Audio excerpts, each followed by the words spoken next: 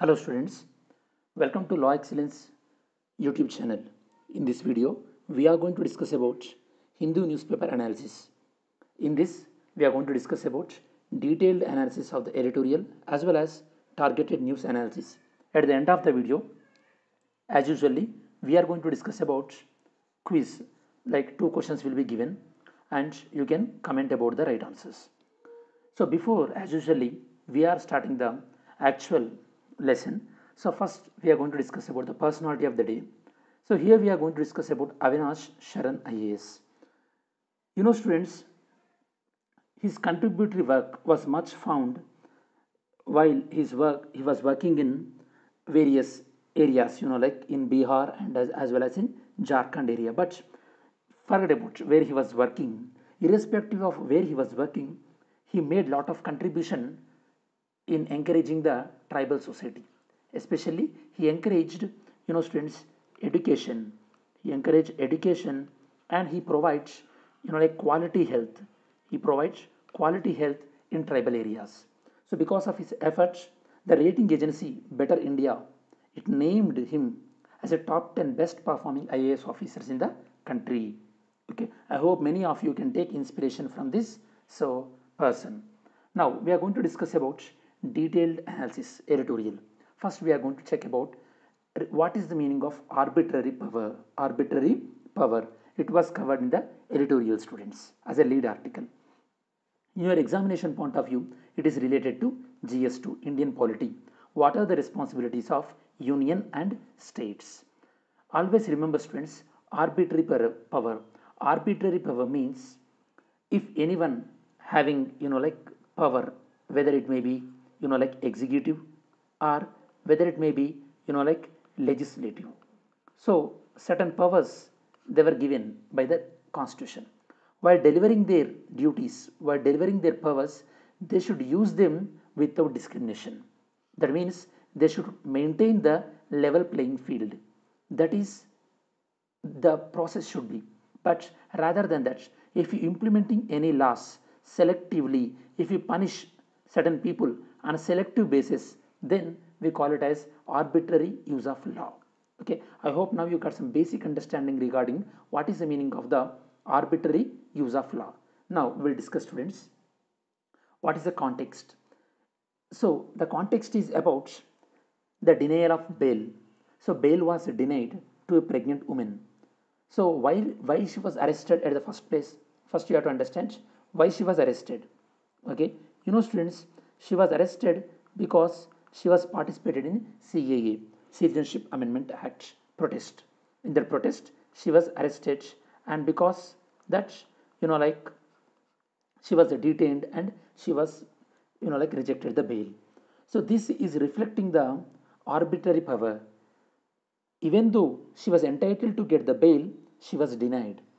So this is the perfect example of arbitrary use of law. So as I told you earlier, arbitrary use of law, it implies using of like powers, using of powers in biased manner. It might be by any organ of the state. It might be executive or from legislative or from judiciary. Of course we can see very less in terms of judiciary. So we go a little bit detailed. So what are the different forms of arbitrary powers? Students, so there are various forms of arbitrary powers, such as first example, arbitrary powers used by police.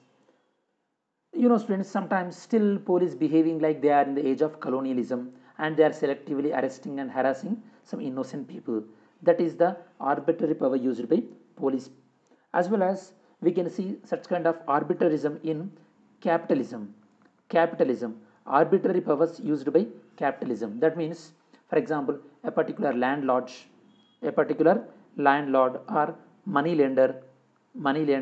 So they are like they are making people slave. Okay, whoever working under them. This is a classic example of capitalism related arbitrariness. Even we are seeing this kind of arbitrary decisions even in the domestic matters as well.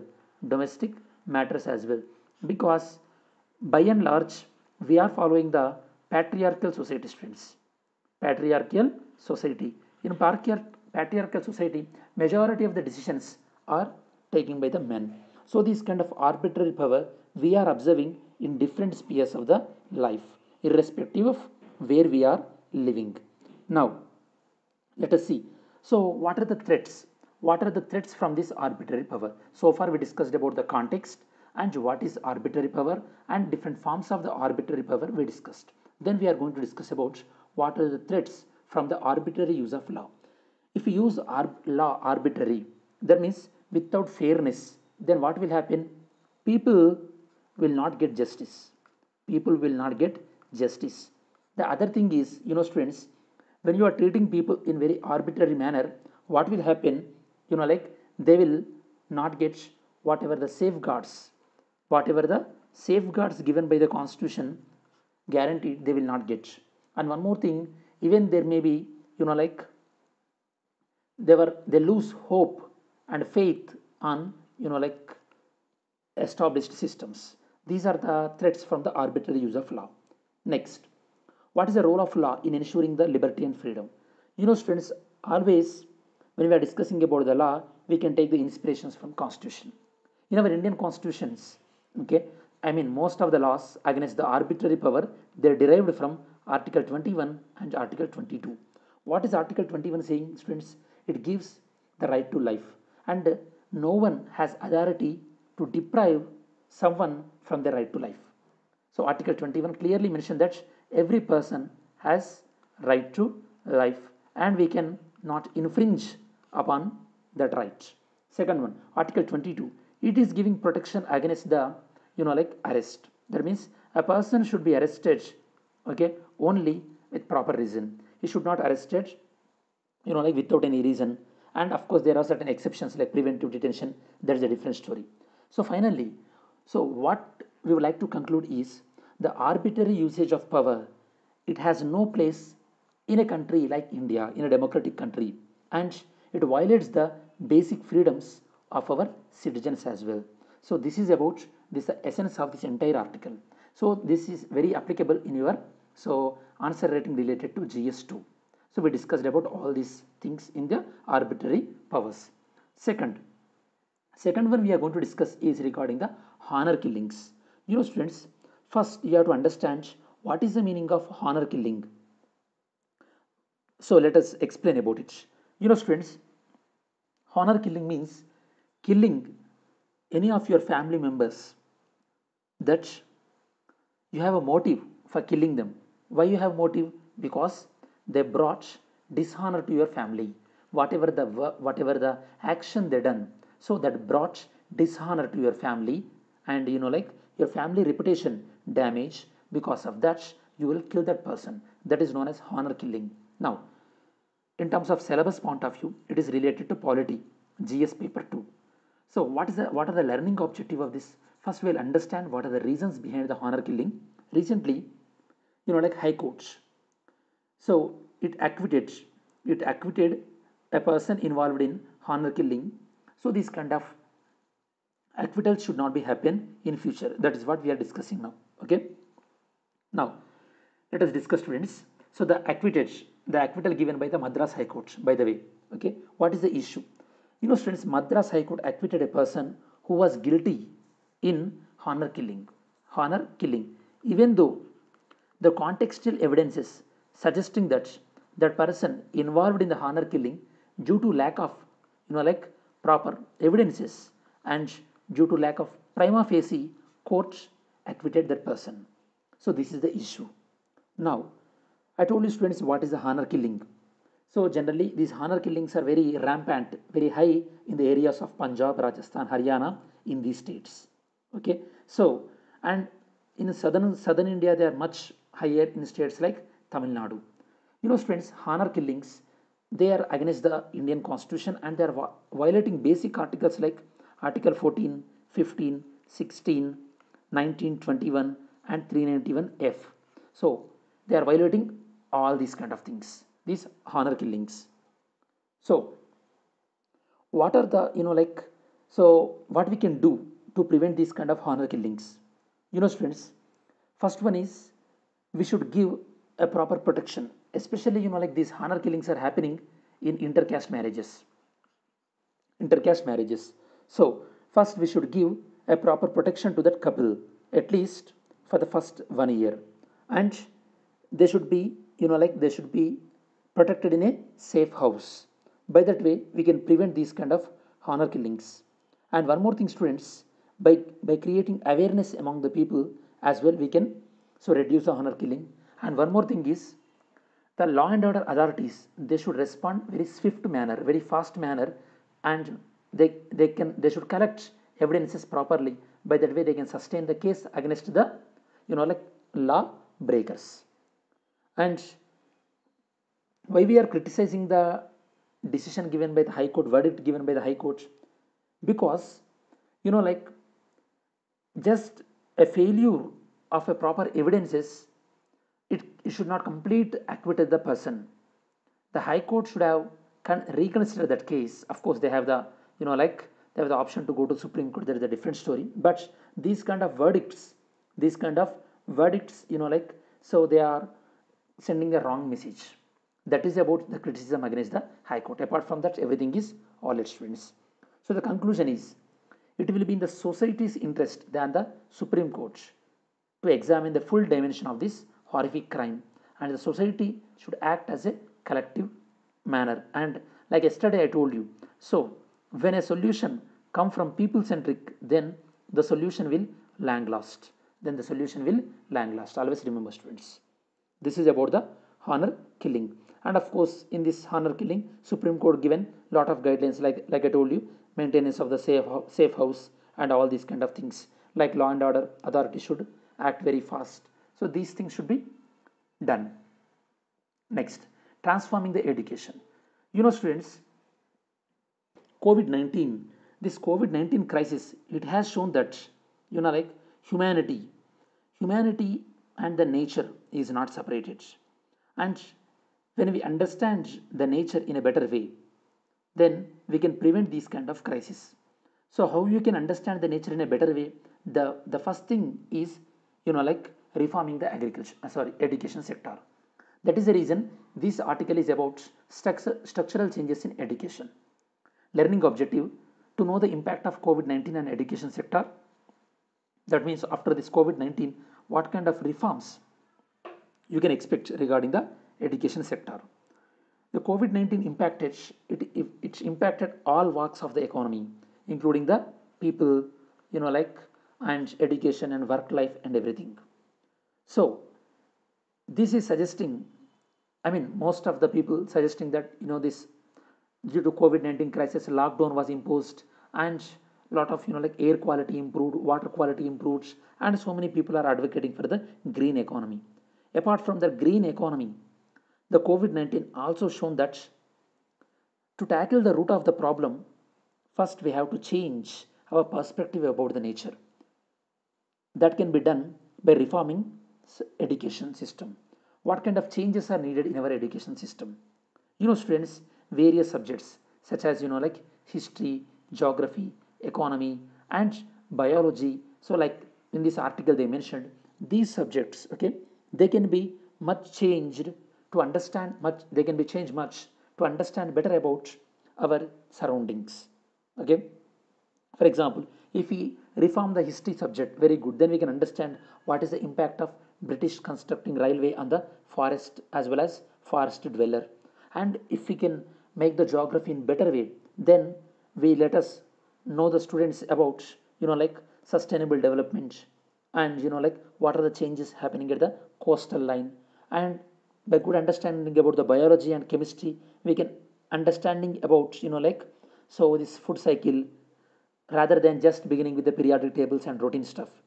So here, by bringing these kind of changes, we can better understand about the nature which is present around. So what is the way forward here? What is the future expectations? Students, significant level of unlearning. That means whatever we learn so far, it should be unlearned, as well as our curriculum should be restructured and rebuilt. We should rebuild the material used in giving the knowledge. And one more thing, students, so the COVID-19 is one type of the warning it given to the humanity.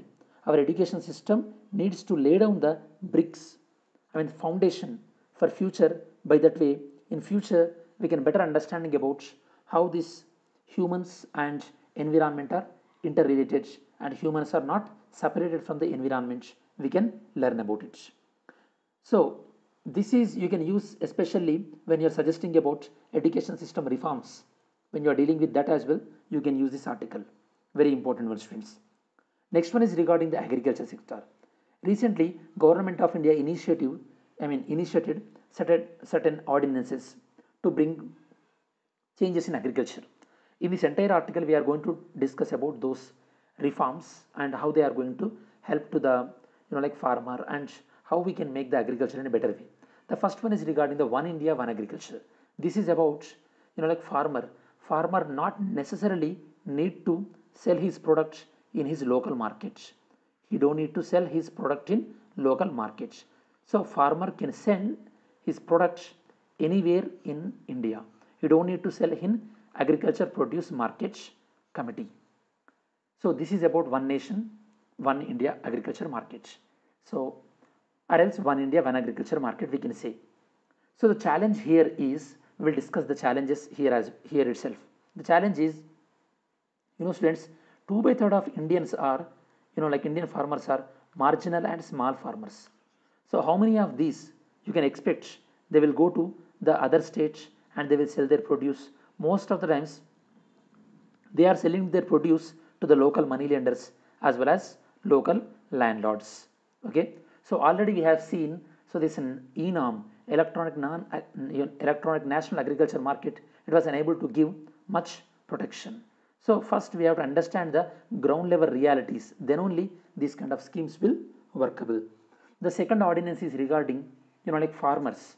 Farmers can make contract farming agreements with food processing companies.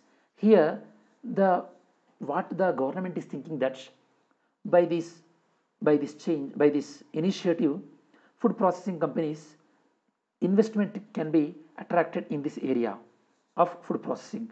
But the problem here is, in this ordinance, if there is any dispute between the farmer and a company, then a farmer cannot go to the court. That means the dispute should be settled out of the court. Students, when there is a dispute between a farmer and one MNC, how the balance will be. So the balance is always towards the MNC. Farmer will never win. So this is one of the drawback. And one more thing is regarding abolition of the Essential Commodities Act. Not exactly abolition. Certain restriction was there previously regarding the cereals, pulses, and onions and potatoes. These restrictions were removed now, and they will be imposed again in extraordinary conditions. So what government version is, already India is having surplus food about these particular things, so we can easily exclude from Essential Commodities Act.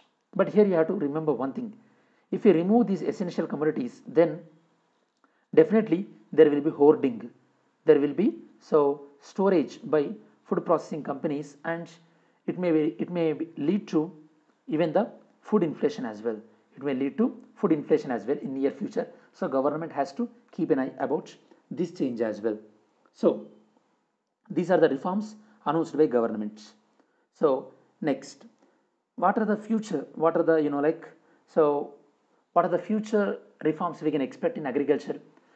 So we should aware the farmer about how much amount of fertilizer he should use and how much amount of the pesticide he should use. For that, we should give soil fertility cards, okay, soil health card to each and every farmer. And third one is regarding, we should educate the farmer regarding the micro irrigation techniques like sprinklers and drip irrigation, these kind of things. And we should divide the entire India into crop colonies. By that way, farmers don't need to produce same crop across India. So different area, farmers, they can cultivate different crops. Based on that, demand and supply, healthy demand and supply we can maintain in the agriculture market. These kind of initiatives we should take. Even students, we have to take care in this way about our Indian agriculture, because it matters a lot to our food security as well. India was ranked around 102 out of 117 in global hunger index. and we have to provide much food security, especially to the migrant people. For these, like even recently, like Prime Minister, like, so Rozgar Yojana also started, okay, with 50,000 crores to give additional work to the migrant laborers, okay. So in particular states, especially the states which are seeing, like returning migrants. And so we discussed about what are the possible solutions, way forward, and threats to food security, like climate change and recent locust attack. All these are the threats to food security.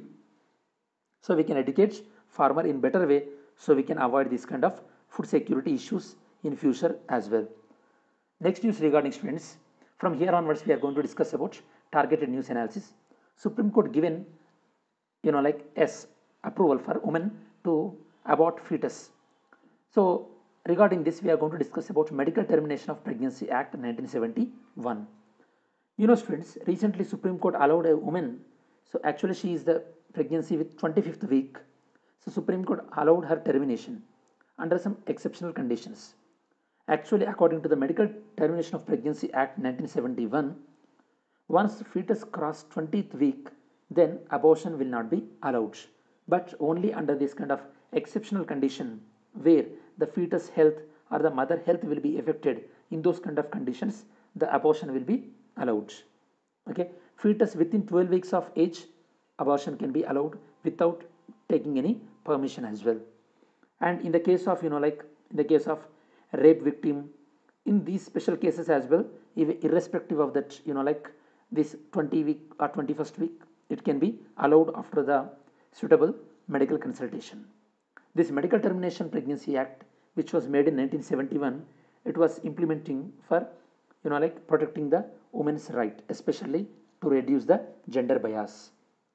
Like olden days, like 2 decades back, 1 decade back, like selective sexual gender identification tests were there at the time. These feet, like infanticides were there much, like ferticides are much. To control that, these kind of, like acts were made. By that way, we can safeguard the women rights. Next one is regarding, so Puri Jagannath temple. Students, in Puri Jagannath temple, the Rath Yatra was allowed without much fanfare.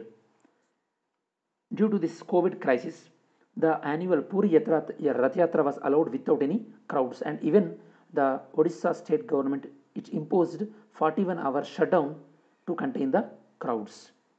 The Supreme Court allowed the conductance of Rath Yatra with these kind of strict conditions. Okay, generally more than 1 million people will attend to this Puri Rath Yatra. Actually, this is a festival associated to Lord Puri Jagannath. It claimed that, like this procession started way back in 1150. From there onwards, this procession is keep on happening. Next one is regarding the Paris Climate Deal. So this is about one book. So this is about a book written by former NSA from USA, Mr. Bolton. In this, he given his views and he criticized the Paris Climate Agreement. And while he was criticized about Paris Climate Agreement, he mentioned that the Paris Climate Agreement is advantageous to India and China. And also he discussed about this deal is threat to US and US friends. And not only about Paris Climate Agreement, he discussed about, like what are the problems between South Korea and North Korea, and regarding, like various treaties like Comprehensive Test Ban Treaty. So regarding various things he discussed.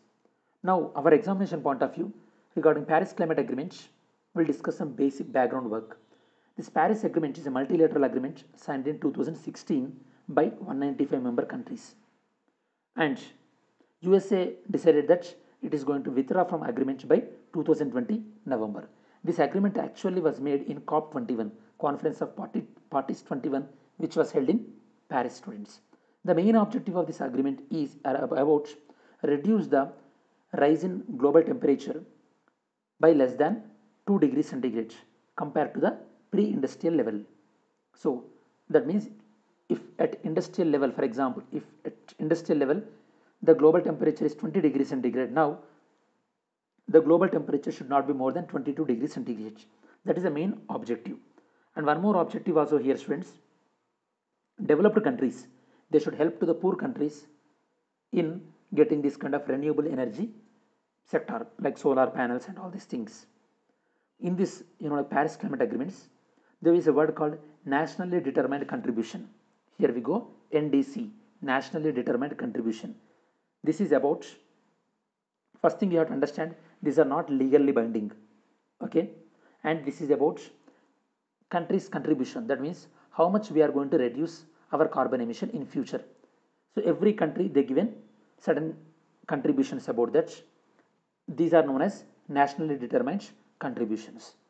And in Paris Climate Agreement, developed countries they committed around $100 billion to finance about this climate change. With respect to India contribution, India has pledged to reduce like carbon emissions in comparison to GDP by 33 to 35% of 2005 level. That means compared to 2005, compared to that will reduce by 35% by 2022. In the same way, and in the entire energy production from the non-fossil fuels, from like solar, wind energy, 40% of the energy will be generated from renewable sources, non-fossil fuels. And India also targeted to generate around 175 gigawatt renewable energy by 2022. This is about Paris Climate Agreement background. We are discussing that because in this book, John Bolton, National Security Advisor, he criticized India and China with respect to Paris Climate Agreement, and he told that it was opposite to USA and US friends. Next thing we are going to discuss is regarding the money supply. Students, in this, due to this COVID impact, a lot of uncertainty was there in minds of people. So due to this uncertainty of the mind, people they are withdrawing their cash, and even they are less reluctant to deposit in the banks as well due to this uncertainty. Because of this, in the first 5 months of 2020, the M3 component of the money increased drastically, and gross capital formation decreased 7%. It is an indication of reduction of the savings rate as well, okay. Even from savings deposits, the withdrawals also increased by 8%, okay. So all these kind of trends are pointing towards increase in like taking out the money as well as decrease in deposits, okay, increase in withdrawals as well as decrease in deposits. Here we use the word M3. It is a component of money, students. First one, in an economy, the 100% liquid money is known as M1.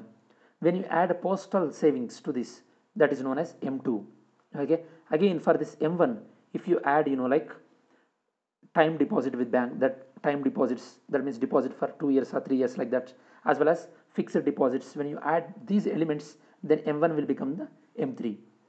If to this M3 again, if you add the postal savings as well, then it will known as M4. So here M3 component is